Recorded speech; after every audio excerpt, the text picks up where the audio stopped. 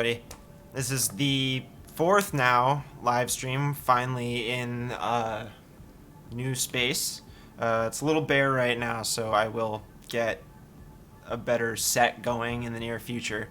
But for now, this is sort of what I'm working with, so just forgive this stark white background and odd lighting. Got to make some progress on that, but you know, it's been a wacky week, and there's honestly been a lot of crazy things happening in the news, and just around the area in general.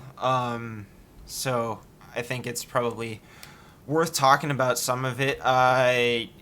If you want to just take a minute to head over to our Patreon, if you want to help support what we're doing here, really appreciate it. It's down in the description below.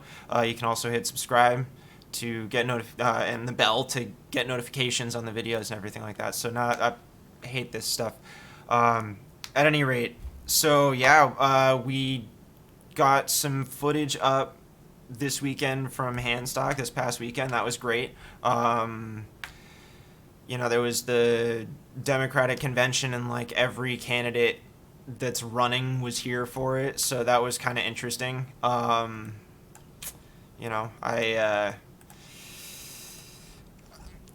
I caught some of the stream afterwards, and I'm actually going to show you guys some clips from it, because it's like, it's really, it was pretty much what you'd expect. And I definitely know some people in town that went to it, and I heard it was a really good time for sure. I definitely wasn't super hype on the way some of the people there were talking about certain things, but we'll get to that. Let's see. Conval School District filed a countersuit against the state's appeal, like they filed a counter appeal. So that continues, but that fight's going on, and that's really good that it's happening. We also had the opportunity to speak with Jess Gelter, and you can catch that video as well. That was this past weekend. Highlighted some really just super important things when it comes to talking about arts in the community, and the role they play, at least in this community here. And when I say community, I mean the entire region. I'm not just talking about one town. This is something that affects everywhere, even if it has certain hubs in certain places. So I think it's really, yeah, it's really important what she was saying in that video. So I think take a minute to go check that out. And it also sort of dovetails a little bit into a discussion that I've seen happening lately. There was actually a post about it today on Facebook in the local Peterborough group, talking about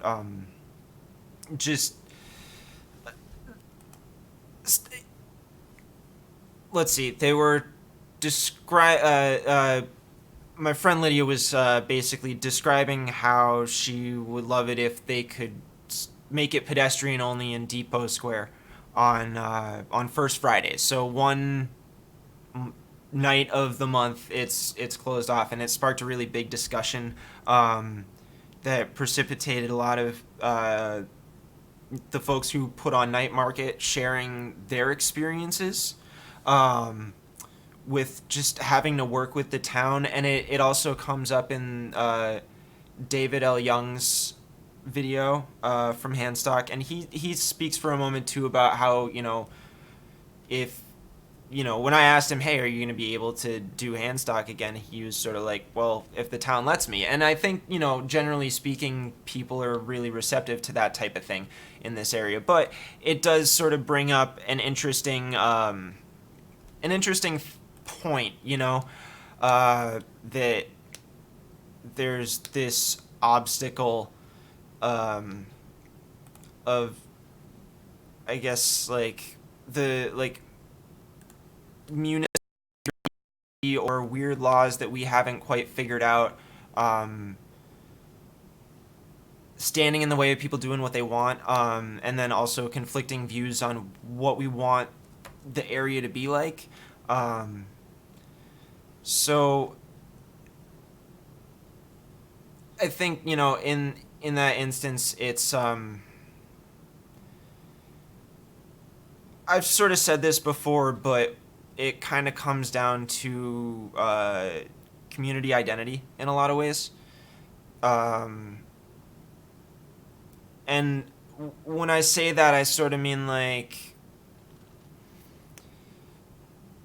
you know, if you were to think about Seattle, or you're to think about Los Angeles, or New York City, or Boston, they all have. When I say any one of those places, if you've been there, or if you've seen any extensive, like seen it in movies or their characterizations, like they all, what it looks like, and it's a kind of an identity, and so that's sort of what I'm getting at, and you know that.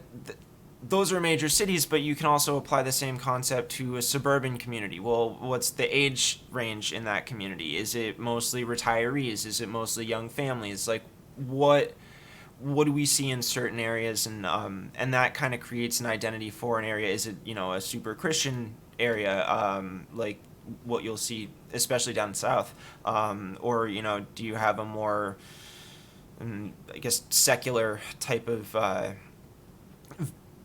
community view, or just generally speaking, people that want to stay out of each other's business, like what I see a lot in New Hampshire.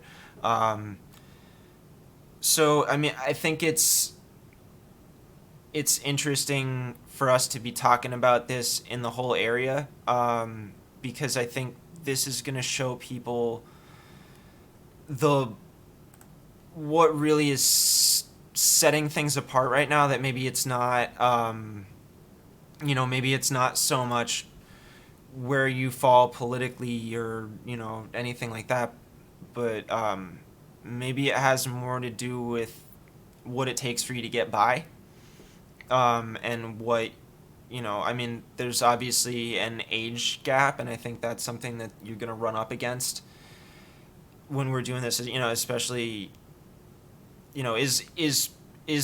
we talk about New Hampshire like it's an aging state, and I mean it is. The population is significantly aging, and the representatives out in Concord, if you were to check their ages, you would find that generally that represents them well. But there's not a lot of it's starting to get better, but there's not a whole lot of representation of young people in the state house yet, and so that means that especially the way the state house is set up here, in order to be a rep, you kind of have to have the time, and you just have to have that disposable money or that schedule flexibility to be able to say, yeah, I can handle doing this. I can handle running for office and setting X amount of time aside to go and do this work, and get paid. Like, I think it's something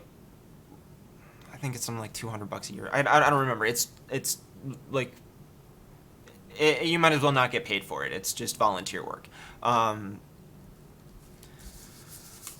So I think when you talk about the involvement of young people in communities, you got to be able to give them space to listen.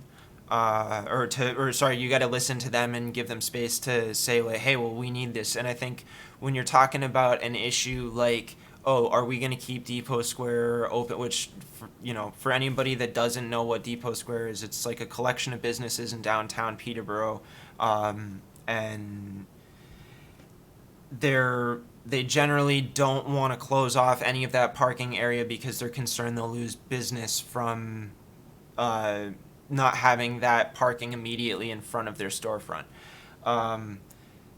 And there's a number of reasons that go into that, and I don't want to make any assumptions on what a business owner is going to say about, well, this is, there could be a number of reasons for wanting that, but it also means that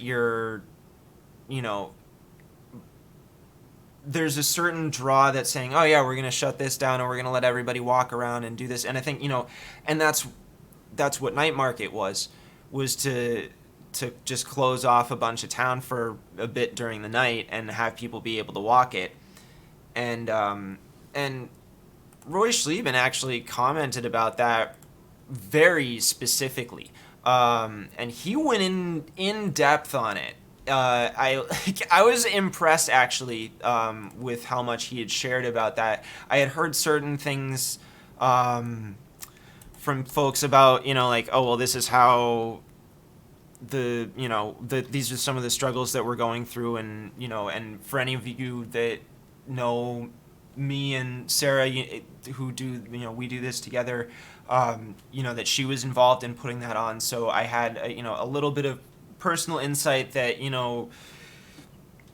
it's just I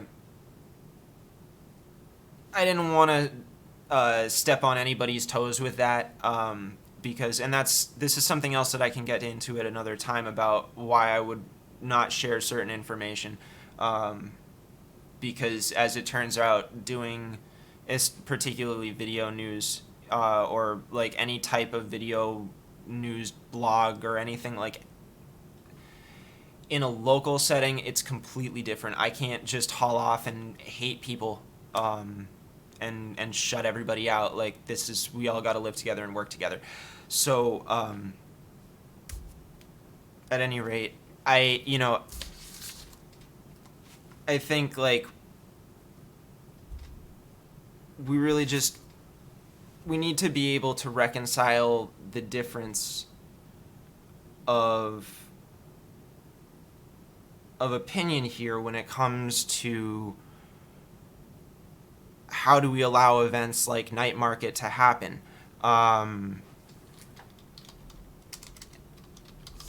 Sorry, I'm just trying to look this up really quick because I think it'll be easier if I can actually quote what Roy said in that instance.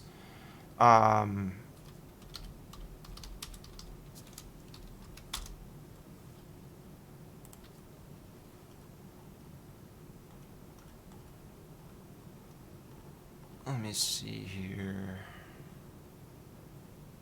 There we go. Okay.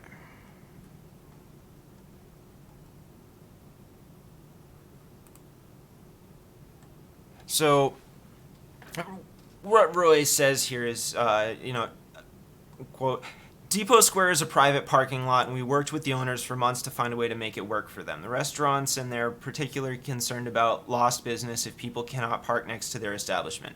We tried to make arrangements for those businesses, but in the end, we're told we couldn't do it. Then we then had difficulties arranging to have the market in other areas of town because of the challenges closing off any of the parking seemed to pose to other businesses. Most don't feel they benefit from more foot traffic or activity happening outside of their store or restaurant. They just want nearby parking. I would argue that this simply doesn't have to be the case, but it will take a lot of work to get businesses to agree. So, so that's what Roy had to say about it. Oh wow, look at this. I have transitioned to something completely different. I'm just going off. All right, I tell you what, guys. I'm just gonna talk about this. Look at this. Mr. Bernie Sanders is at 29%, and this is going into tonight. Okay, tonight is the debate, so that's happening in like hour and 10 minutes, and that'll be nice, I guess. I mean, nice in the sense that it's all in one night. But the reason I wanted to talk about this right here is because literally all day I have been listening to the news as I've been at work and doing all my stuff.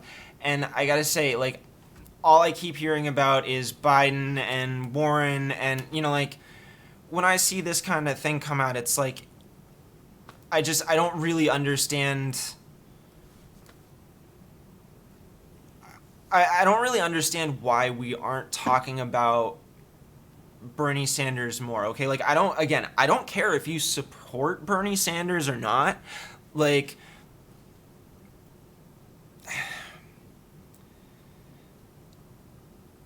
he's clearly leading in polls. There are certain polls where he is the number one, and yet all you're gonna hear is, oh well, we're waiting to see if Warren's gonna call out Biden. We're curious to see where that's gonna go. And I mean, I gotta say, like,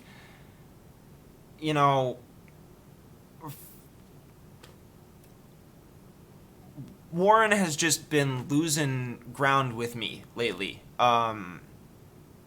And Bernie's been just even more consistent than ever.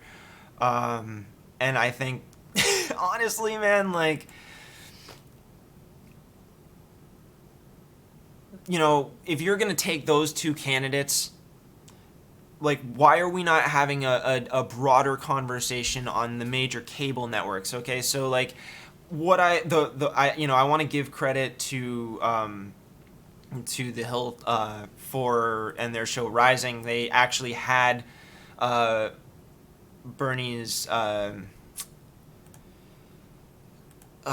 was Brianna Joy Gray. She's the press secretary for the Bernie campaign, and so she was on Rising earlier today, and she was being sort of interviewed about the, you know, what they were going through on the campaign. I'll see if I can pull up the video. Sorry that I'm like a little bit off here this evening. I actually just, it's been a wild week and I didn't have quite as much time to prepare for this as I normally do. And the other thing too is that there was some stuff that I wanted to cover tonight that I just like, it didn't time out right, and I want to make sure that I work it out at the right time. I think it needs to come out when it needs to come out. So I had planned for that for this evening, but it just didn't work out. So I had to sort of switch things up a little bit last minute. So that's kind of why I'm a little off kilter this evening. But at any rate, so I'm gonna see if we can find this clip.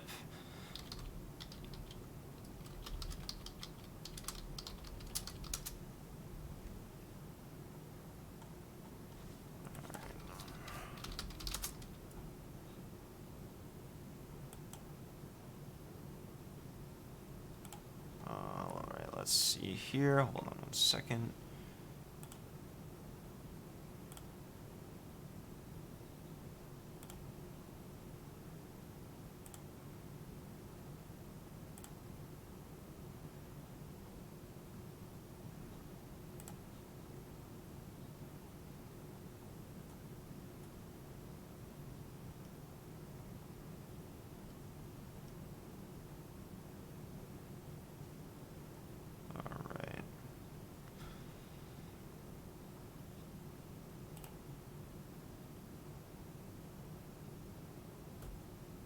Okay, all right.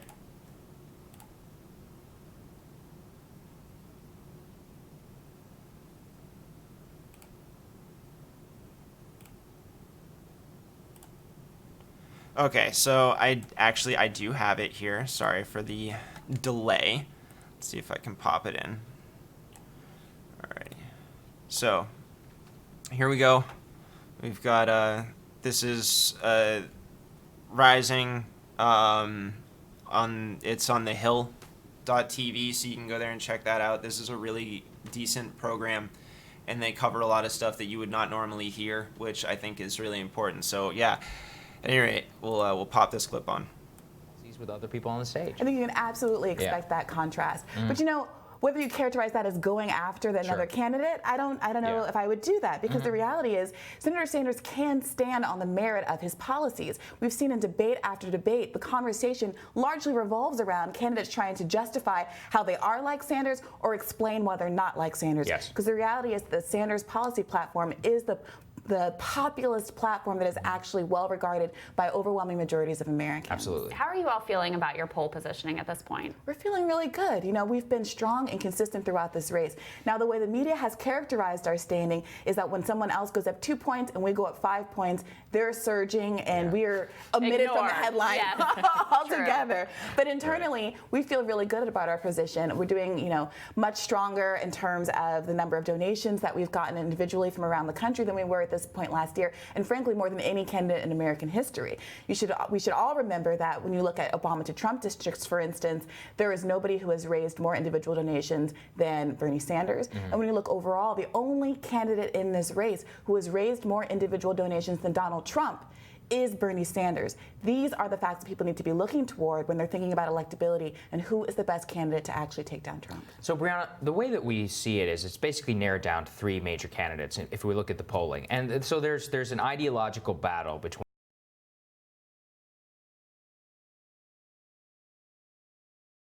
All right, I'm going to pause this for a second. So, yeah, I don't think we need to watch any more of this right now, and you guys can go check this out all on your own. There's no reason. Sorry. Everybody can go check this out on their own. There's no reason why you can't do that. I think that's a really good program, and I think it's worth checking out in the long term.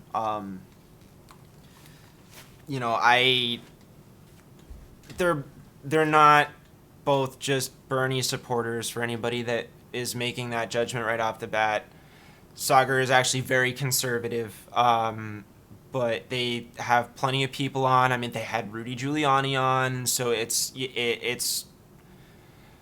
arguably reputable. No. It's quite reputable, but my point when I'm bringing up Giuliani is that, like, they're able to get that guest. These are qualified journalists, and they have a proven track record of doing great work. And it's a good program to watch, and they'll show you some stuff that you will not hear it on MSNBC or CNN or even NPR for that matter. Because there's a whole slew of different reasons for that. Like, ultimately, the one thing I want to say is today. Was it? No, it was It was either yesterday or today. I think it was yesterday. Stranglehold on NHPR came out, and that podcast is dope. Check that out. It's so good. It's really, really well produced. They did an awesome job with just the editing and the composition of it. Like, as a podcast, it's really well crafted. But it's also just, like, I mean, I personally, like, responded to one of the people who worked on it on Twitter, and I was just like, I've had to bounce back and re-listen to moments in it just to make sure that what I heard was what I heard. The first episode that they had today was about Bill Gardner, and I honestly don't even want to talk about it. I just think you should go listen to it. It's a great podcast. It's solid, and it's really, like, I like it because it's very oppositional in a sense. There was a lot of, there was not a whole lot of love for this podcast coming out. I mean, there was a really, like, mad editorial in the, I think it was the Union Leader, about just railing on it. And I mean, you know what? It's a great podcast. They make good stuff over there. Especially that more long form work. So yeah, definitely check it out. I died when I heard this woman who had interviewed Bill Gardner and how he just went on a tirade for about 5 minutes about Mussolini. And, like, yeah, it's so solid. So check it out. Really, really good stuff. But, okay, so I guess I had agreed to talk a little bit about the state, like the Democratic Convention. And I think there were a couple of things that just kind of, like, I don't know, they didn't quite sit well with me. I mean, and I would say leave it, anybody just make a judgment call on your own. Like, I don't want to, I'm just going to sort of share my perspective on this. That, they're really just incredibly mealy about everything. So it's funny, actually. Where I'm broadcasting from right now, the local Democrats are having a meeting just passed, and I can see them walking by outside of my studio. So, shout out to them. They're all getting ready for their watch party. So, word up to that. But yeah. So at any rate, I just like, you know.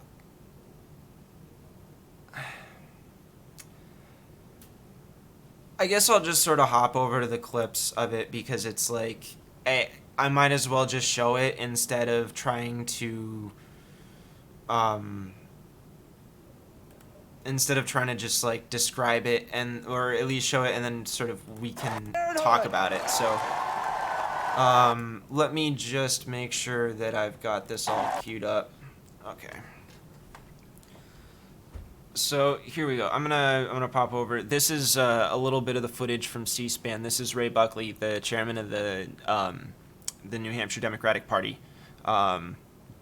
speaking there. So, and he's talking about just to hop back. He's talking about what Democrats believe in, and specifically, he's getting to the healthcare part of it right here. So this is. Yeah, just have a listen to this. Also, sorry if it's laggy. The site has been really weird. I don't know why. We believe in Planned Parenthood. We believe that healthcare is a right, not a privilege. We believe in Obamacare. We believe in Medicaid expansion. Okay, so like, I gotta stop it right here. If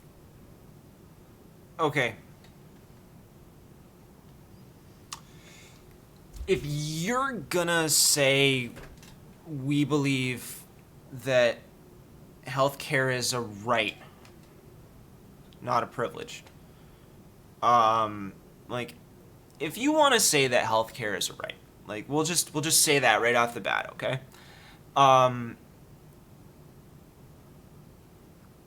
When I think of what I would consider I have a right to, like, the only things that I personally have a right to, beyond just, like, my home and, like, the things that I own, like any, I personally don't own any property, but, if you own property, I can, it's like, but, when I think about, like, beyond that, what are my rights?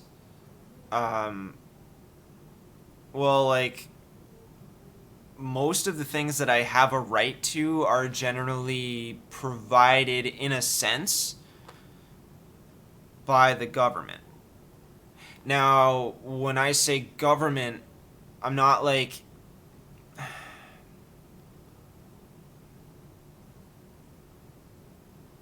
People talk about government like it's this other, and it's not. If this was a democracy, like if this was a true democracy, which it isn't, we're more or less like we're more like an oligarchy right now. But if, let's assume for a second that all of our democratic functions were working 100% the way they're supposed to, right? Then the government, right, would just be another word for like it's like an extension of the people to do something. Like you're like a government is like a union. It's an agreement. Like, and if you really think about it, if you want to take it all the way back to the founding fathers, I mean, like, that's what that was, despite how incredibly, like, racist and imperialist it was, and just, like, the amount of blood that it took to, like, bodies that they stood on to do that. But at the end of the day, like government and rights are basically like government is just an agreement amongst people, and it's agreement that's then an agreement that is then passed down from generation to generation and carried on over time. So like that's like what a government does. And when a government agrees, like if you have a right to something, generally speaking, the way you ensure that you have that right is to set up some sort of unified government to ensure that you get what you need, or at least ensure that there are guidelines to allow for you to get what you need, in the capitalist sense, right? So no matter how you spin it, if you have a right to something, generally speaking, it's because it's going to be mandated by the government, which in a democracy is just what the people want, right? So to take this back, right? Obamacare, like what Obamacare is, okay, and this is like, Obamacare was basically a mandate, right? But that mandate basically just said, okay, well, we have to have we have to provide a certain level of affordable healthcare, right? But I gotta be honest, man, at the end of the day, if you are making me pay for it, right, at point of sale, I don't have a right to that, okay? Like I don't have a right to a candy bar before I go buy it. You know what I mean? Like, there's no, that's not how that works. And honestly, that's how the medical industry kind of works too. Except it's a little bit different, because if you walk in and you're bleeding in an emergency room, they legally have to care for you, okay? But you will get that bill, and that's why like one of the number one reasons people go bankrupt in this country is because of medical bills. So, or like one of it's one of the primary reasons. That last sentence didn't make any sense, but that it is a primary reason for a big source of bankruptcies. So that means that it's not a right. And at the end of the day, if you are going to, the second you decide to capitalize on something, you are taking away any rights other than the seller or, the provider, right? Whoever's the guardian of the product or the service. That's the person who has the right. So that means that we don't have, as long as you are charging money after tax, okay? Like that in the sense, if it would be one thing if Obamacare plans offered, you had no deductible and you had no copays and all this stuff. And it's just the idea of making anybody pay for their healthcare after they've paid for it is absurd. And the other thing I kind of want to point out, right, is currently, okay, if you work for somebody and they're providing you healthcare, right? They probably provide you that healthcare at some sort of they give it to you pre-tax, right? They'll pull that money out before you get taxed. It's part of what the business does for you. Some do it, some don't. I don't know. At any rate, that money, right, that you pay each month just comes out of your pay before you know it. So we're already doing this. We're already completely familiar with the idea of paying for it beforehand. That's what insurance is, right? You're paying for it ahead of time. Except here's the tricky part. They charge you at the point of sale, or they charge you. They will bill you after the fact. Or point of service. Let's call it point of service, because it's not. I don't want to call it a sale, because I don't think we should be thinking about healthcare in those terms, okay? So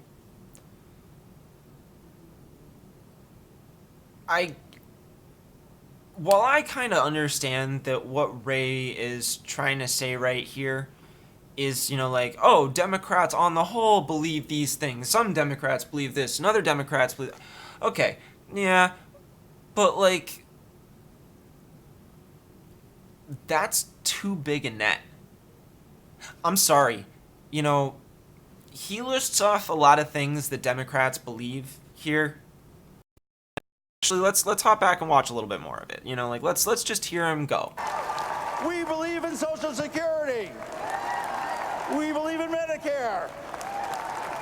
And we believe that big pharma should be held accountable for their role in the opioid crisis.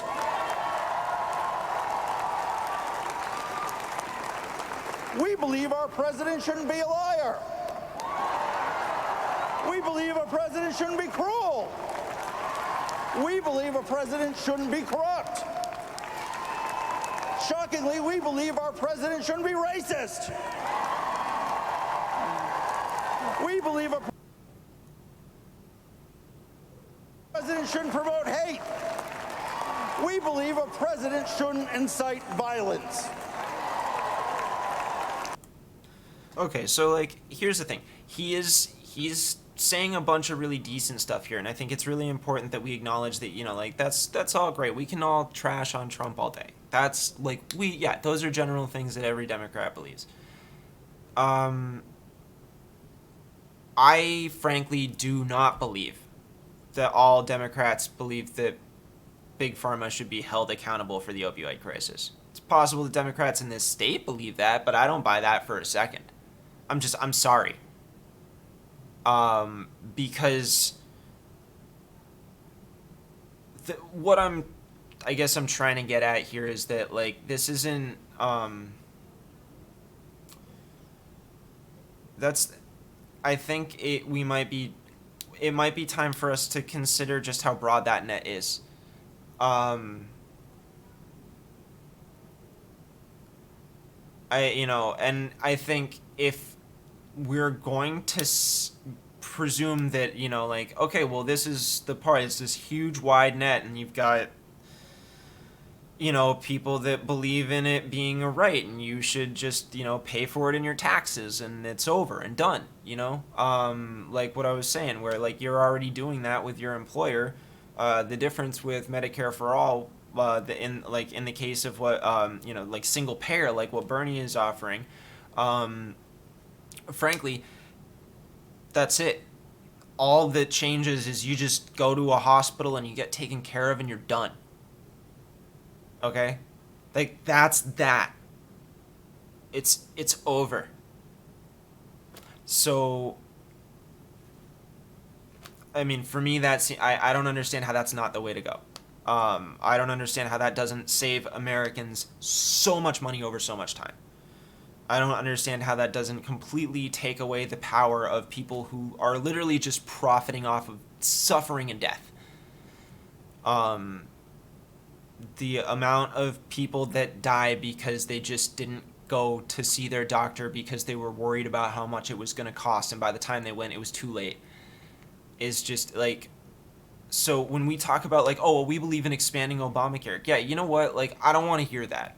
I don't want to hear that kind of incrementalism. I don't think that's the way to do it. I think if you really want to do what you want to do, you should say what you believe. If you're gonna stand up there and if Ray really wants to voice for the people that believe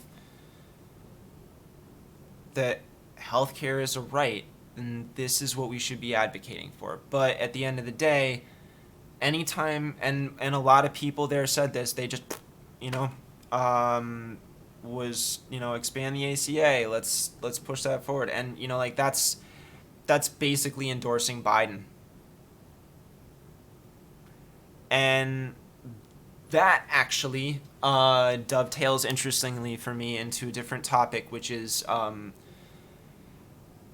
so we've got a bunch of races coming up in 2020. Like, there's obviously the presidential race, and that's happening, but this is the local show for the Monadnock region in New Hampshire, and what I want to do is talk about some of that other stuff, like the Senate race, and the gubernatorial race. So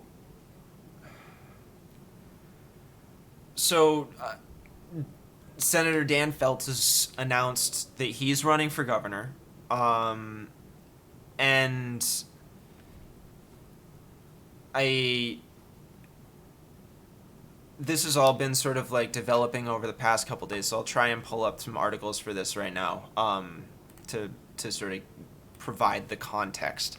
But I don't know if I'm going to be totally able to do it. So Dan Feltus has gotten a lot of support already, like a lot of endorsements. And honestly, he's gotten some endorsements from people that I've met and I respect a lot. Like Mindy Messmer came out right away and supported him. And I had spoken with Melanie Levesque at the Democrats meeting. I actually talked to her about how I thought Andrew Volinsky's idea of like his view on taking the pledge. I thought it was an interesting take. And I sort of talked to her a little bit about that, but she actually came out and endorsed Dan Feltus, and he's said he's going to take a pledge. At least last I checked, he had said that he would agree to take the pledge, which no sales, no income tax. And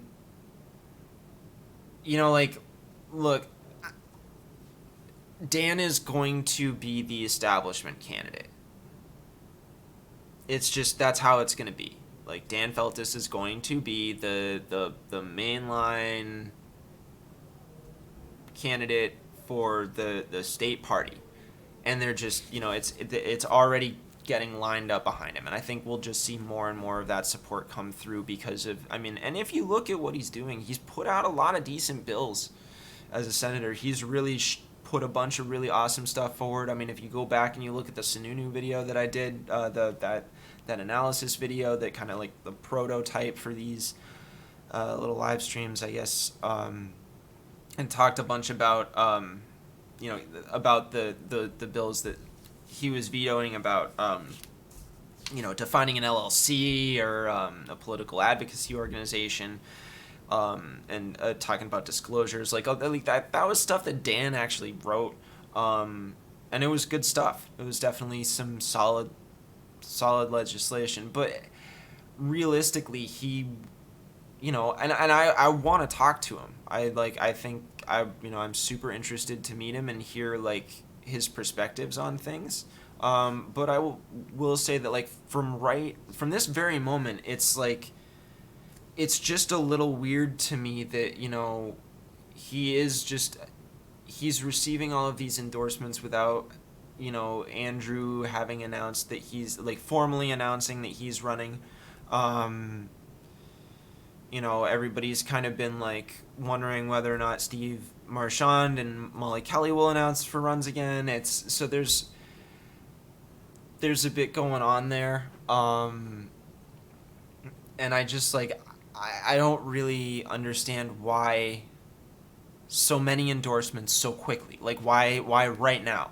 Like, and this was the thing that I kept, and I'll continue this theme a little bit as I go forward, but, like, we should always be primarying. And I don't know. It's tough because I don't want to say that, like, obviously nobody should have their speech restricted. I don't want whatever, I don't believe in that, like, free speech, dude, all day. I wouldn't be able to do this without it. But there's also, like, having tact. And this kind of gets into the debate of, like, well, this would sort of be talking about, like, the ethical nature, like the ethical or unethical nature of political strategy. And, like, if you're really engaging in, like, if you're advocating for democratic values, how democratic are you being if you're engaging in, politically strategic behavior like primary endorsements? You know what I mean? Like, everyone knows that if you have some, like, I literally saw somebody post about how, like after Mindy Messmer had endorsed Dan Feltus, and this person posted, "This is huge. Like, this is such a big deal." And honestly, like, that's exactly the problem.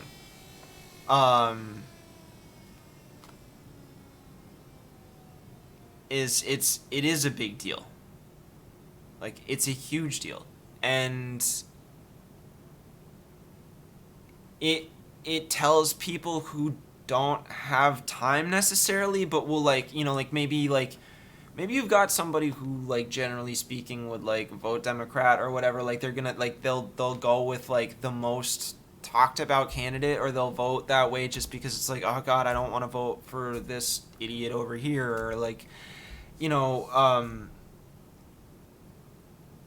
which, I think we should always be assessing people on their, what they do and what they believe and what they advocate for, and not like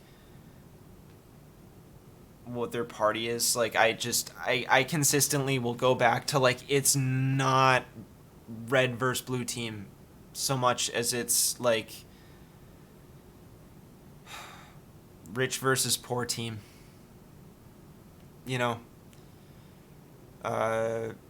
To a certain extent, old versus young team.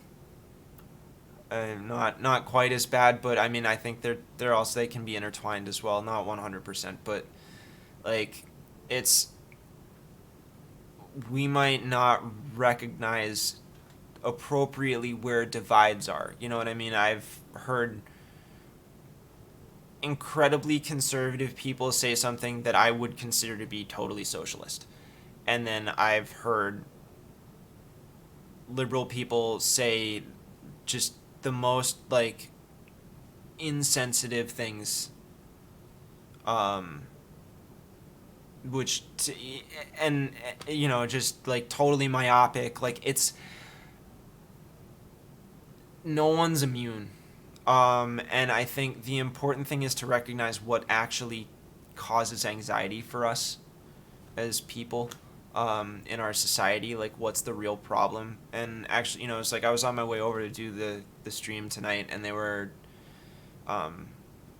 reviewing a bunch of movies from a film festival in Toronto. Can't remember which one, but at any rate, they kept talking about how poverty was like a running theme amongst a lot of the movies, and there was, comical takes of it, but then also, like, looking down on the poor, and like, just it was a subject that was coming up a lot. And like, I see it come up more and more in just, like, cultural media, which is, in a more meta way, part of the reason I like to cover art and politics at the same time here, because they're fairly linked, even when we don't acknowledge their linkage, just because, like, it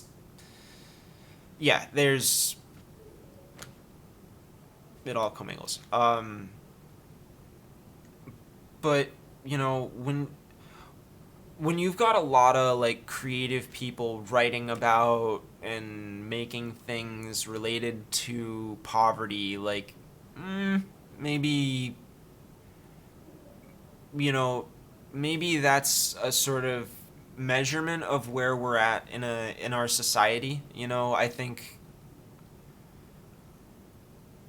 a lot of the popular culture can reflect better, especially now that, the internet has become so prolific in nature.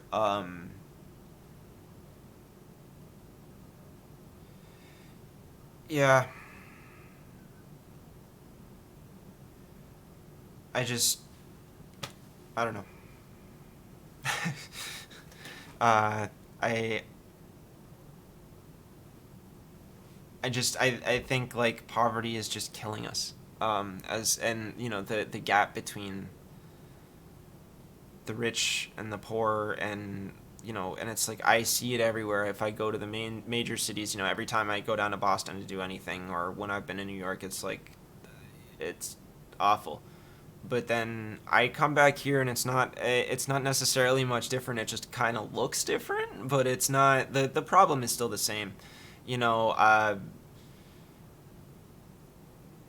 if, again, as as Jess Gelter says in that video, it's like the you're talking about like the average income in for an artist in the area being like 20,000, and the average income for just somebody living here is 70. And if you want to actually so like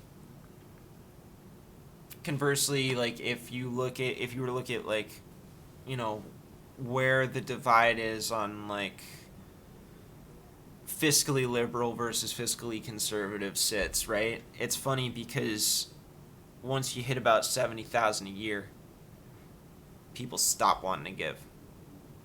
And I was just recently talking about this, but like it's, that's actually kind of like a happy medium in this country, like roughly like 70 to 80,000 a year, like in that neighborhood. Like you're not making so much money that you're stressing out, but you're also not making so little money that you can't get by. So you're in this really nice middle ground.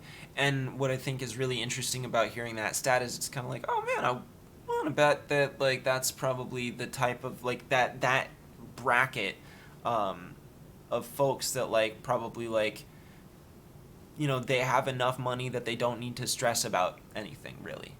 They will be able to afford that new winter jacket when they need it. They will be able to afford that new set of tires when they get a flat. They will be able to afford an emergency room bill. Like they might be able to foot that $1,000 bill. But I tell you what,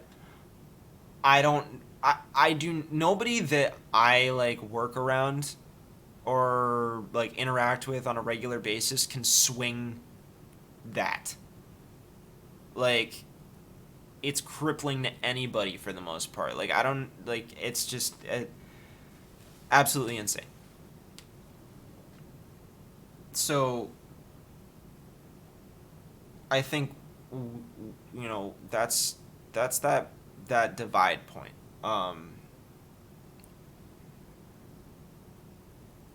And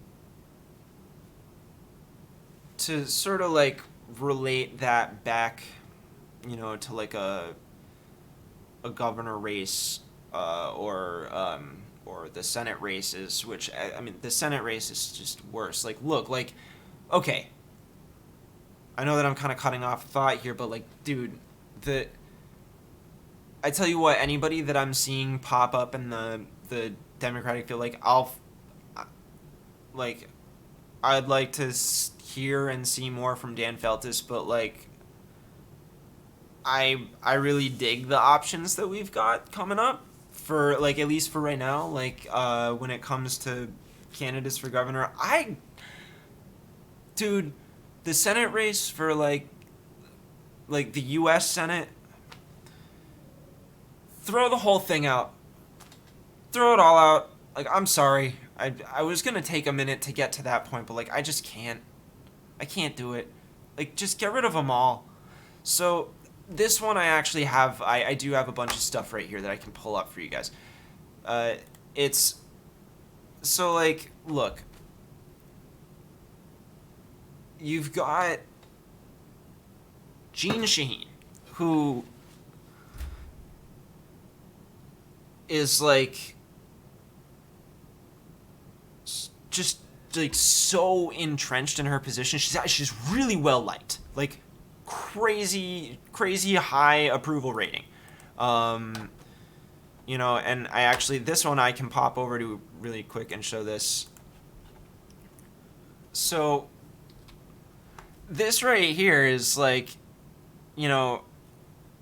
this is your approval, man. This is the top 10 most popular senators in all of the United States, and she's in the top 10, right? But, like, she's done a lot of going with the party. I've heard, people talk about, like, feeling very unheard by Gene Shaheen at times. Like,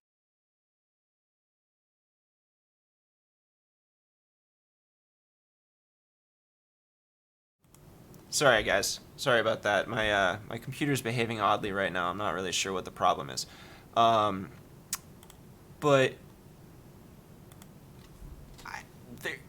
it's interesting, like there's a certain disconnect that I have. I think like when you look at her voting record, it's good. She's got a good voting record. She hasn't really put out too much. She's done a lot of co-sponsoring and stuff like that. But when it comes to like writing her own stuff, or really like she's very much so a part of the establishment tradition. And today both her and Senator Hassan came out, for anybody that's been following the whole vape problem, which it sounds like it's very specifically attributable to THC. So,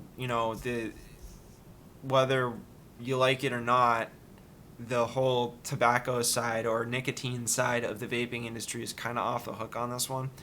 And I'll try and find some actual articles to back that up, because I don't want to just be giving you guys misinformation. Like, from my understanding of it, it's been specifically linked to, I think the most recent thing they were looking into was unevaporated oils in left over when you're making the glycerin that you use to dilute the THC when you're making the oil. So it's like when you're burning and inhaling those oils, and just like smoking oil is a really just oil is a really bad idea. And when you're getting that stuff, you're not smoking an oil, you're smoking a vegetable glycerin. So at any rate, it was very specifically tied to like black market, THC oil cartridges, which means that there's no deaths yet that have been like linked like specifically to vape use. Granted, we don't know what the long-term effects are of it. They haven't been out enough for us to collect that data. And it's, I don't think anybody can say recommend it, but and I wouldn't recommend it, but it's, the exact cause of just like making kids keel over and die is like more akin to, you got a bad batch of like, somebody got bad drugs, you know what I mean? Like, that's what it is. It's, at the end of the day, it's bad drugs. And there's like, when it comes to that whole world, like, dude, that needs regulation. And just like, I mean, if you're gonna do, like, go like get it from a dispensary, do it the real way. Like shit, guys, like Massachusetts is right there. Like literally every state around us has legal pot, so there's no excuse. Go consume it outside, I don't care, but please don't be dying off black market shit. Like, check your stuff. At any rate, this says nothing about the tobacco industry and that vaping industry. And the Trump administration came out today wanting to completely ban all e-cigarettes, like, or at least like, what was it, like 1,000 flavors. They wanted to ban 1,000 flavors of e-cigarette. And honestly, man, like, that's, it sounds weird. Like, I never thought I'd be like defending a nicotine company, and like, I actually, like, I don't, like, it's a bad product, don't buy it. I'm in the process of trying to quit smoking myself right now, and it's like, it's been a big thing. And I will say that I've actually been able to, like, I switched to using a vape thing, and it helps a lot. I hate it, but it's helped me quit, and I rarely use it now, and I've been able to go most days without anything. So it's helped me wean off. So it helped me. I know it doesn't help a lot of people, and I do know that a lot of kids are getting drawn into it, but like, that's the same health crisis that it's always been with cigarettes. Like, it's literally no different. Like, at that point, you're talking, and in a way it would be the same thing if they just completely legalized pot too. It'd be it's always the same topic of like, it's about informing kids and making sure that kids can't get access to these things, right? Like, you know, people are getting really upset, oh, they're drawing children, and like, yeah, like, dude, do you know how much money the like Camel and Marlboro and all the tobacco companies invested in making cigarettes look like the coolest thing in the world to make sure that kids would buy it? Like, like they had to ban television commercials for cigarettes, like, because it was like it got out of control. So I got like, well, I mean, not even out of control. It was appropriate because it's killing millions of people. But dude, please acknowledge that the solution is not to ban and, you know, or like prohibit entirely substances. Like, somebody open the box, man. It's out. It's done. Like, now that people are making vape stuff, it's never gonna stop. Like, they will always exist, and if you outlaw it, it's just gonna go on the black market, and these deaths that you're already concerned about will start showing up more in tobacco type instances, because you're taking away the potential regulation avenues you have for those substances, like and you're also taking away your opportunity to really like when you ban something like that, or you make it illegal, like, I mean, you don't even necessarily have to criminalize it, but like, that's not helping to, like, that doesn't deal with the problem of, like, it's a health crisis type of a thing, like, and so it's like there's multiple fronts that you need to attack that on, but the solution is not to ban it. And Gene Shaheen and Maggie Hassan have completely backed Donald Trump on this. Like, 100. And I'm sorry, but, like, they are representing the live free or die state. Like, I have literally, and I don't personally, like, I mean, like, I guess it's true, and I don't encourage it for anybody, of course, but, like, I have totally heard people say, like, it is my right to eat as many cheeseburgers and smoke as many cigars and drink as much booze as I want and kill myself as fast as, like, I have a right to do that. And I don't know, like, they're kind of not wrong. Like, that's, like, that, I always felt like that was sort of like that was one of the things about the state, and the way we deal with it is not to say, like, no, you can't do that, is like, yeah, you can do it, but dude, don't. Like, we care about you, please. Like, don't hurt yourself like that. Don't destroy yourself like that. Like, let us. And that's the way you deal with a health crisis, like especially something like addiction. It's you got to treat it all the same way, in the sense that, like, it's not a criminal issue, it's a health issue. That, like, yeah, so I can't say that I got a lot of, like, I'm super impressed with Gene Shaheen right now. On the other hand, so you've got, on the flip side, you have Bill O'Brien, Corey Lewandowski, and retired Brigadier General Donald Bolduc. Bolduc's interesting, probably, like, I mean, the guy strikes me as, like, a total war hawk. At the same time, he's done a lot of good work on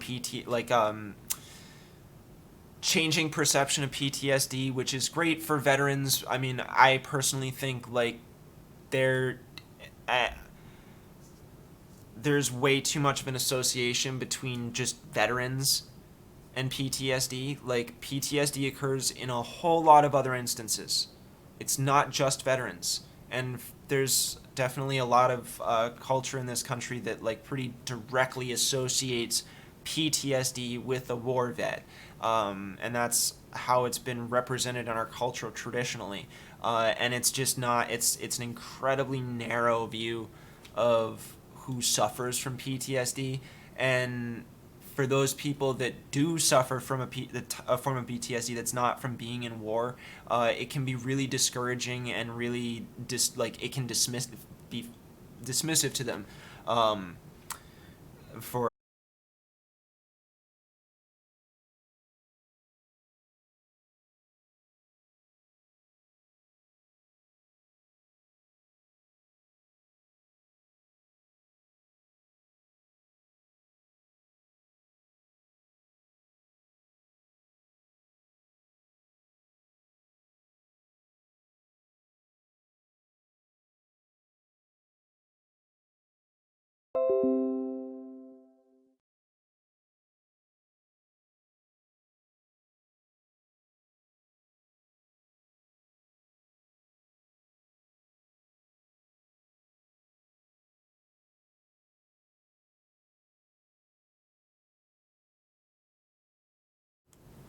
Hey folks, sorry about that. I just had my computer totally crash on me. It's a technical issue that I'm still working out. Hopefully we'll have it resolved in the very near future. So yeah, it's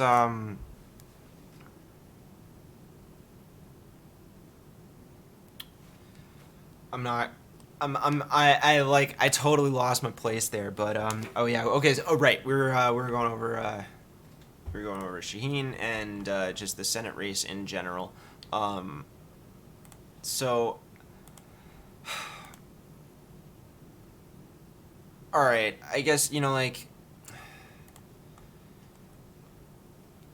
so Shaheen's really liked, but we basically we were talking about oh that's right, okay. PTSD, please be sensitive to those who were not vets. Don Bolduc has done a lot of good work on that. He's,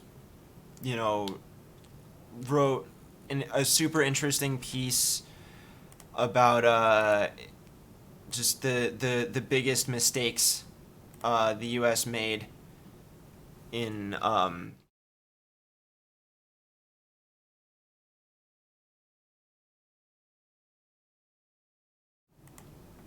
So yeah, he talks about the biggest mistakes that we made in Afghanistan, and in this he sort of he outlines a lot of very traditionally conservative viewpoints on non-interventionalism, or just just not interfering in that sense, and but it's not necessarily so conservative as it's just hey, this we're not thinking logically about what our setup is in this region or what they're working with, what and we've just created something that's impossible, and it's a military perspective on that. So it's a great piece. It's in the Military Times in terms of just I likely disagree with this guy on everything else, probably everything else, and he I don't know. I think if you're a classic conservative, then totally go for him. That's definitely do that. But man, not not really inspiring for me beyond that. And then you've got Bill O'Brien, who let's see. He's got he was quoted as saying, it's necessary to stop students from basically doing what I did when I was a kid, voting a liberal. he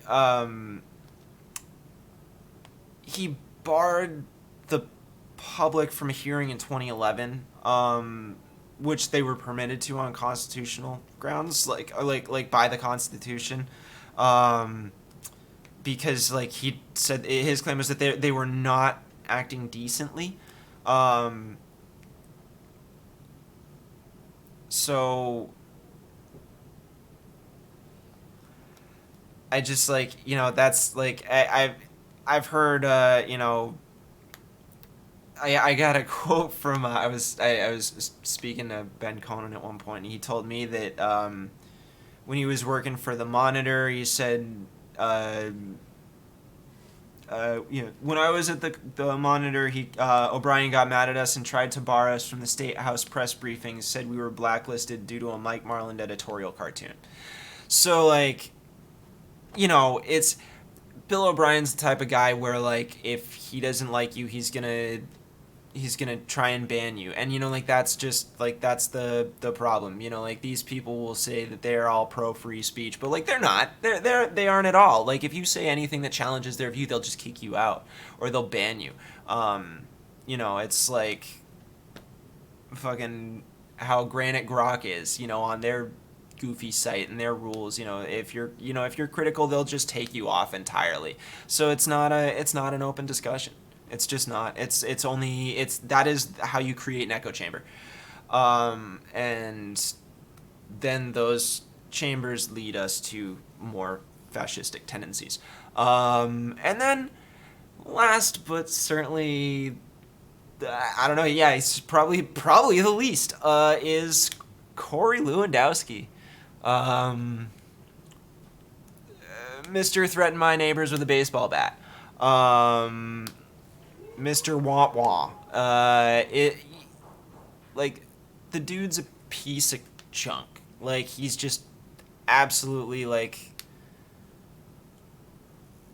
I don't know. He's not worth any of our time. Like, if he is literally just a Trump sycophant.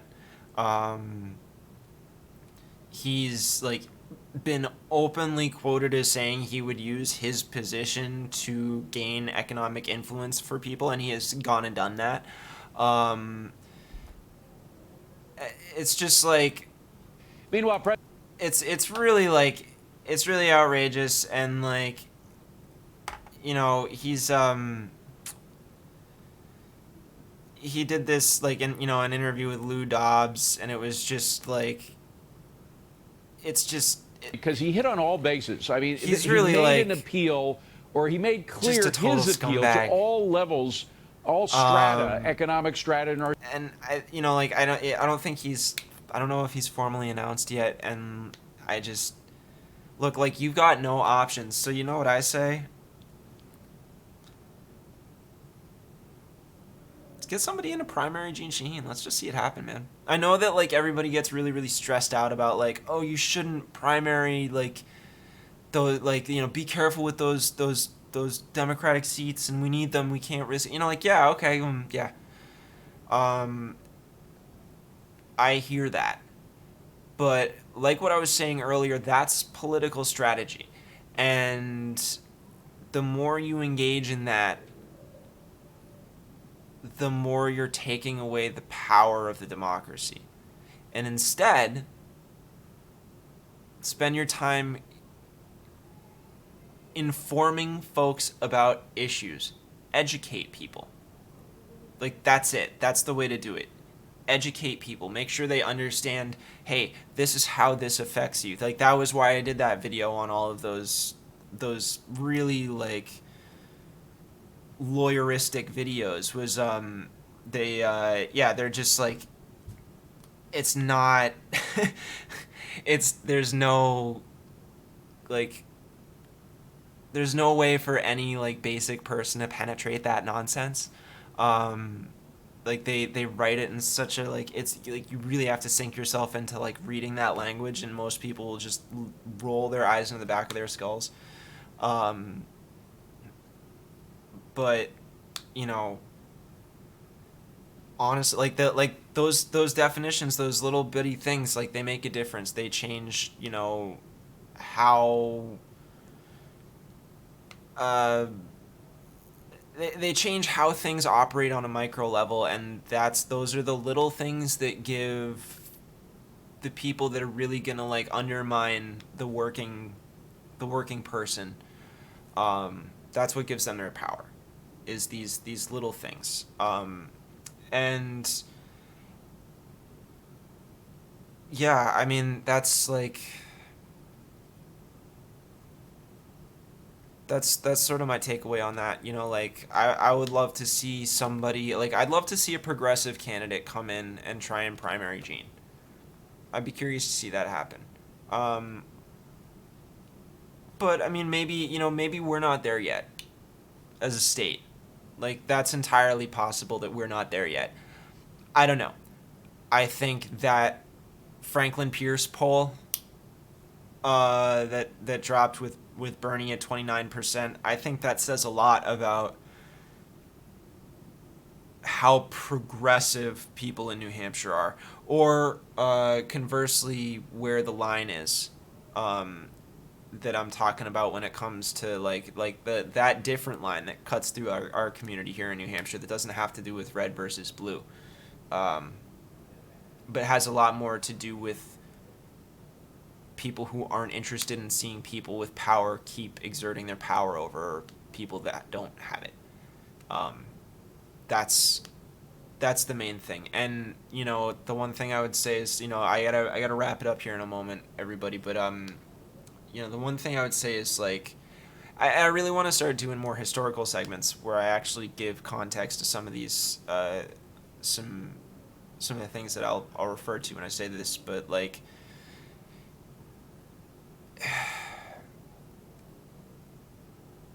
socialist labor behavior, like socialist and labor motivated behavior was alive and thriving here in New England, like in New Hampshire, before Marx even started writing. So, and over time, the powerful elite did more and more and more to completely just subjugate the working class. And even at that, workers in New England still would not put up with it.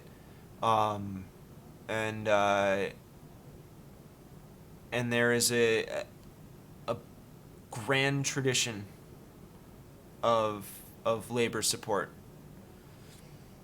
in this area, and I think it would be wise for us to go back and identify with those roots again.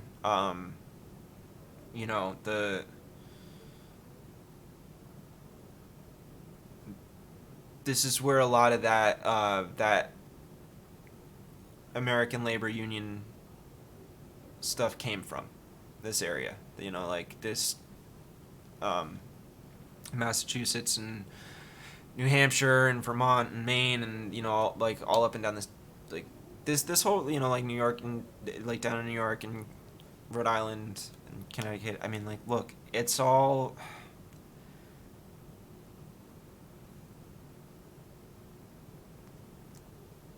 we should remember our roots. So yeah, at that, I think like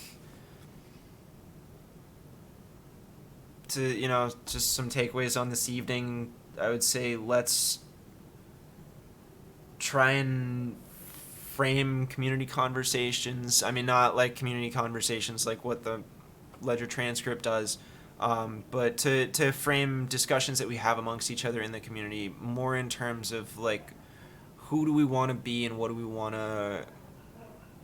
do we want to be represented out in the world? And then, I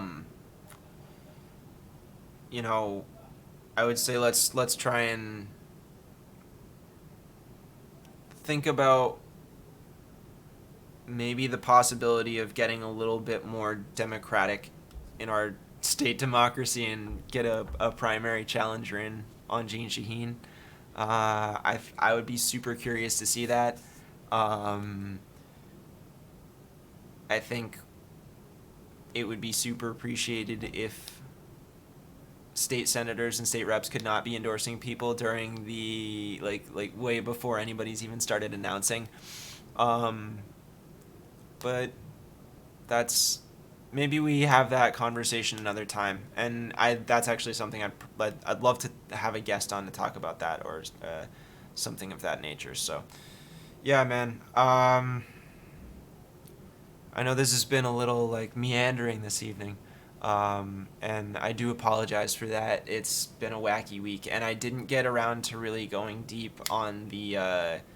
I wanted to talk about Conlon and the issues with the Attorney General, and that's a really big deal. Conlon is the county attorney for Hillsborough County, and that can be like when I hear the reports on it, it can be a little like wacky and just hard to like wrap my head all the way around, and it seems very like this then that, and I wanted to try and do a rundown on that, just so that we have something a little bit more straightforward or conversational to present it as. And I think I'd also like to try and tie it back to the role of the courts locally, because that's a big topic to be concerned about. But yeah, so thanks for tuning in, folks. If you did, I can hear the local Dems getting pretty rowdy in the room next door to me, and the debate's about to start in a couple minutes. So yeah, for whoever tuned in, thank you. Appreciate it. Head down to the description, follow us, like us, subscribe to us, support us, and we will see you guys. You folks. I gotta change that, man. I really gotta stop saying you guys. It's something I'm working on, man. Something I'm working on. I'm sorry about that, but hey, everybody, have a great evening, okay? And take care.